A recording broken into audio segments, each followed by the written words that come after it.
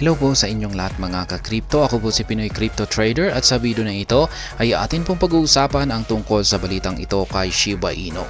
Kung saan ay ayon po kay Shiba Inu ay palapit na po siya ng palapit yan sa isang malakihang pagsusunog. Yan, sa mga hindi po nakakaalam ay malaki po talaga ang circulating supply ng Shiba Inu at yan po yung parang malaking sagabal sa pag-angat ng kanyang presyo.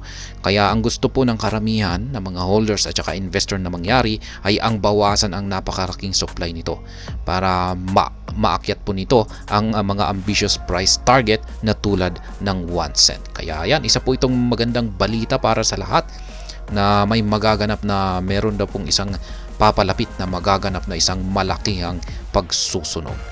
Kaya yan, bago po tayo magpatuloy ay nais ko lamang po munang bigyang linaw ang aking disclaimer kung saan ang nilalaman po ng video na ito ay hindi po ito isang financial advice. For education and information purposes lamang po ang layunin nito. Maliban po dito ay nais ko na rin pong magbigay babala na wala pong kahit anumang group chat ang Pinoy Crypto Trader. Yan, ang sabi po dito ay the official Shiba Inu X account disclosed that the team is moving closer to a massive burn after incinerating 8.24 billion tokens via Shibarium fees.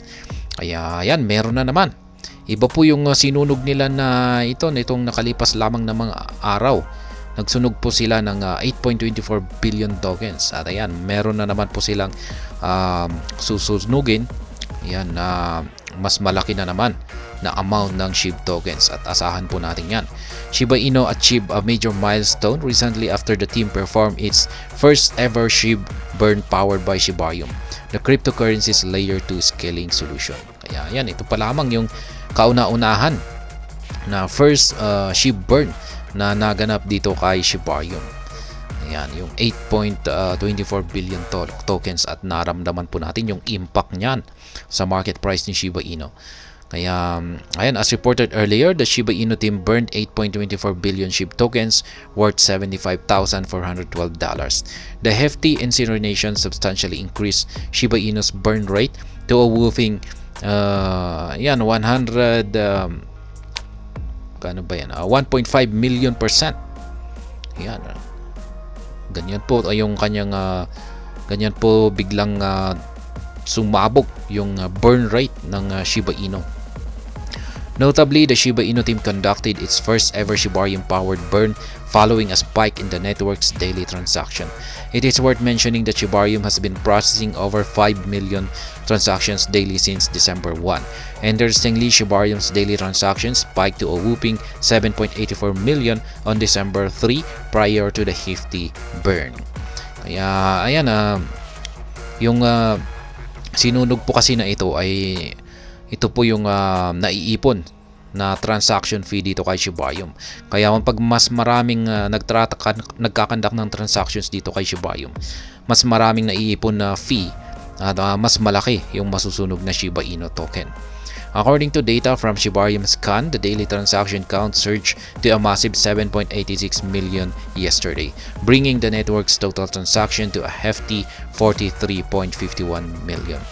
And Shiba Inu moving closer to a massive SHIB burn. Ayan, ito na naman yung paparating daw na isang massive burn. Siguro baka mas malaki pa yung susunugin nila dito kumpara sa sinunog nila dito na nasa mga 8.24 billion SHIB tokens. Ayan. Commenting on the development, Shiba Inu said it is moving closer to a massive burn following a surge in Shibarium transaction volume. Kaya ayan, palapit na palapit ang isa na namang massive burn dito. Ayan, siguradong yung pagsusunog na ito ay magkakaroon na naman ng impact sa market price ng Shiba Inu para ito ay umakyat or tumaas. Kaya ayan, thousands of bones spent moving us closer to a massive SHIB burn while all while keeping transaction fees low. Ayan, important update ng SHIB. Ayan, ng SHIB. Kaya dapat bantayan po natin ito. Kasi sigurado talagang magkakaroon ito ng malaking impact sa market price ni Shiba Inu.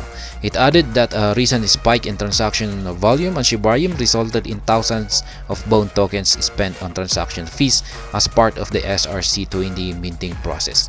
Despite keeping transaction fees to less than a penny, the Shiba Inu team could still burn over $75,000 worth of SHIB via fees obtained from Shibarium related transactions.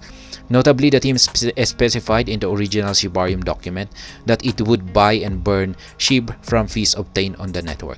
Per the team, 70% of the Shibarium fees would be used to buy back and burn SHIB.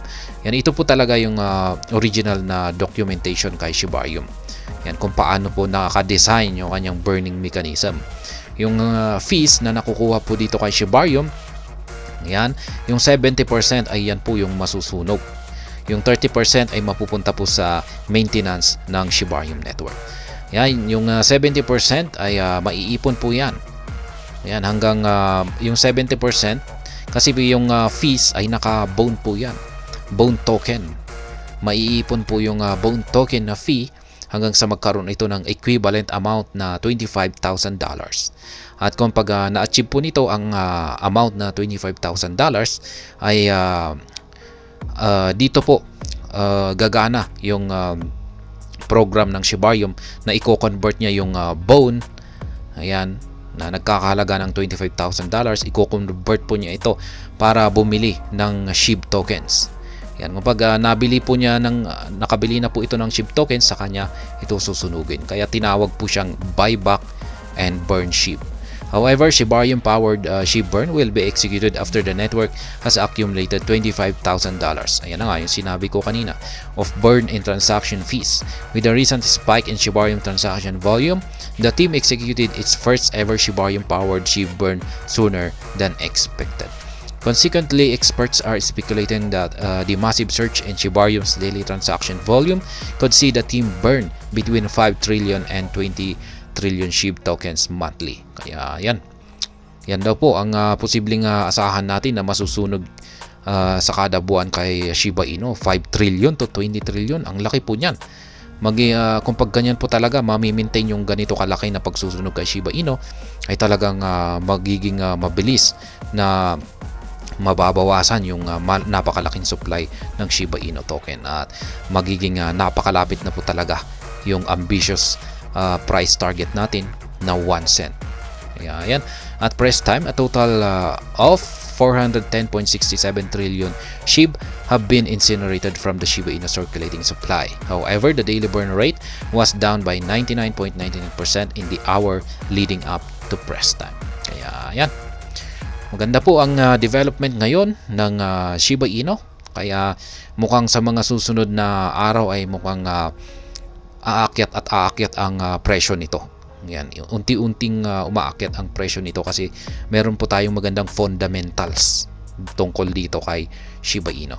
At ayan, hanggang dito na lamang po tayo sa video na ito. Sana po ay inyong nagustuhan ang aking paliwanag dito. Kung inyo po itong nagustuhan ay pakiclick lamang po ang like button nito. Para naman po sa mga bago lamang dito, kayo po ay aking inaanyayahan para mag-subscribe.